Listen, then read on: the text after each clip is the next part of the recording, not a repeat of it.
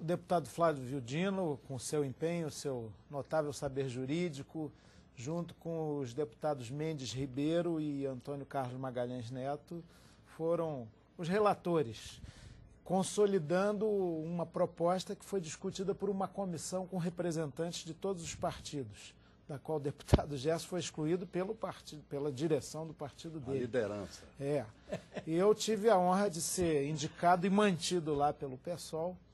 E, em primeiríssimo lugar, Tarcísio, é preciso esclarecer que o que estamos votando, o que estamos fechando aqui na Câmara, não é reforma eleitoral, nem reforma política. É uma atualização de regras eleitorais, com algumas modificações, tanto na lei eleitoral quanto na lei dos partidos políticos, modificações leves, e, sobretudo, com a incorporação de várias decisões que, no vazio que o deputado Gerson apontou, da atuação da própria Câmara, do Parlamento, do Congresso Nacional, a Justiça Eleitoral resolveu fazer. Então, a gente está legalizando normas que até já existiam, boa parte delas, emanadas, saídas da Justiça Eleitoral.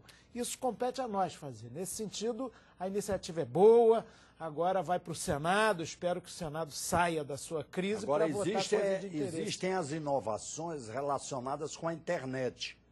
Nesse sentido, de uma maneira geral, tá bom. Há aqueles colegas que dizem não, a internet é um território livre, não temos nem que mencioná-la. Se nós não disciplinarmos o Tribunal com liberdade, disciplina. Isso, vai estabelecer vedações. Agora, nós apresentamos emendas no que diz respeito ao direito do eleitor se informar sobre os candidatos, claro. Inclusive o candidato que está sub júdice, candidato que sofre ação penal, com o direito dele responder no próprio site da Justiça Eleitoral, explicar por que ele está sofrendo aquela ação penal. É curioso que isso tinha sido acordado na comissão. Quando veio o projeto final, sumiu.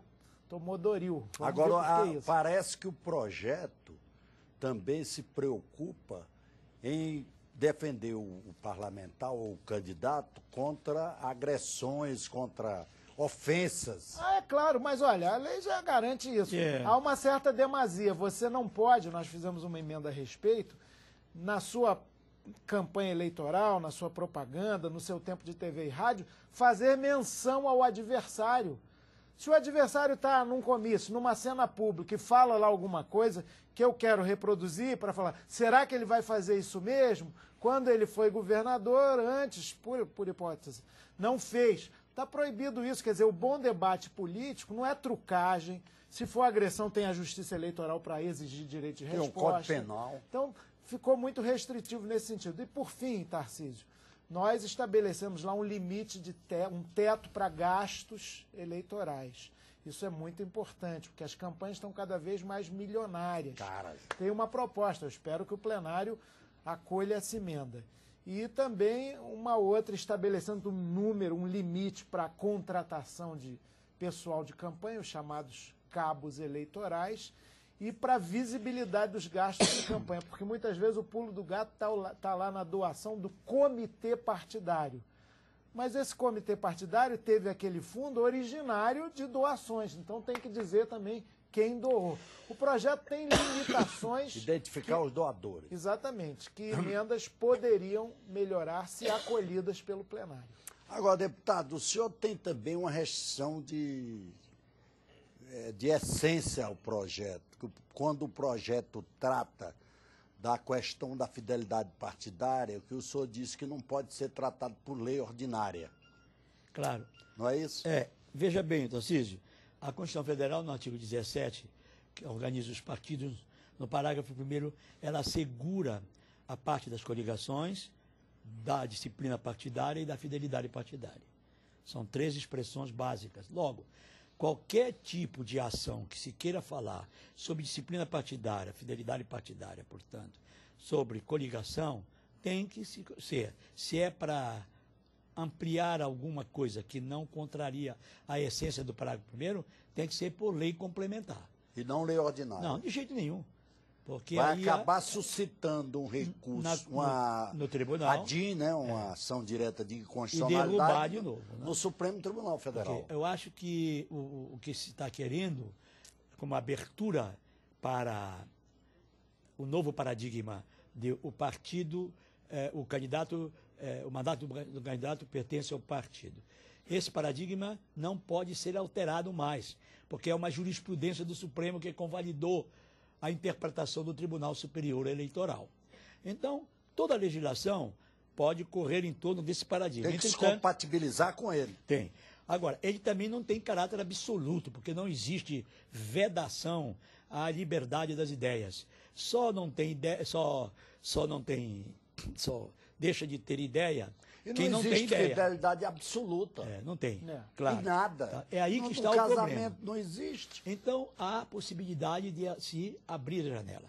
Eu, aliás, apresentei uma sugestão para um deputado que foi líder aí, até me esqueci o nome dele agora, de que a janela pode ser aberta dentro do paradigma, excepcionalizando 2 meses antes das eleições, antes de se realizar as eleições.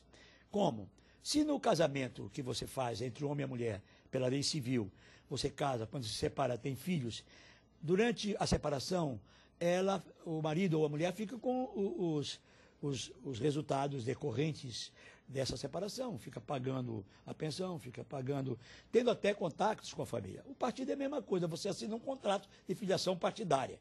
Então, nos 2 meses antes das eleições, o mandatário, a lei seria só para quem tem mandato. O mandatário pode passar para o outro partido, assinando um novo contrato para o ano subsequente, não é? E com a capacidade de poder se registrar... Quer dizer, quem não tem mandato, a lei não trata. Não, trata pela lei do Estatuto. O Estatuto já tem a lei da fidelidade para quem não tem mandato. Mas o mandato teria a excepcionalidade como tem o militar. O militar pode se candidatar sem precisar filiar. Então, o mandatário não precisava mais se filiar. Ele se filia 2 meses antes, com um acordo com a executiva do partido, dá a liberação, vai lá no tribunal, apresenta o diploma dele que é mandatário e a ata que o aceitou. Muito bem. Ele fica com os efeitos decorrentes do seu contrato anterior durante os 5 meses. No Congresso, ele vai fazer a campanha dele, ele vai dizer que ele está sendo candidato, ele fica dentro, sabendo que o líder que declinar o fechamento da questão nos termos da lei, dentro do plenário do Congresso, ele vai ter que votar com o partido dele anterior. Os efeitos decorrentes das suas obrigações continuam enquanto vigia o período em que ele foi eleito para aquela fidelidade. Então, a fidelidade apenas passa a ser limitada e desaparecida no dia 1º de janeiro, quando ele tomar posse no outro partido, onde ele passa a ser fiel pelo contrato novo que ele assinou. Então, se no casamento é assim, na sociedade é assim, e existem efeitos decorrentes de contrato assinado, e o que é a filiação partidária, se não um contrato civil feito entre os dogmas, as regras do partido e o seu mandato? É a única maneira de brechar o paradigma, na minha ideia. Isso é uma ideia minha, que eu estou colocando na mesa de discussão, até para o próprio deputado que aqui está ao meu lado, que é um brilhante parlamentar, muito respeitado no Congresso. Então, eu gostaria até de ouvi-lo sobre essa matéria, porque era muito interessante nós debatermos e abrirmos a janela para que todos possam ter a liberdade de mudar de ideia.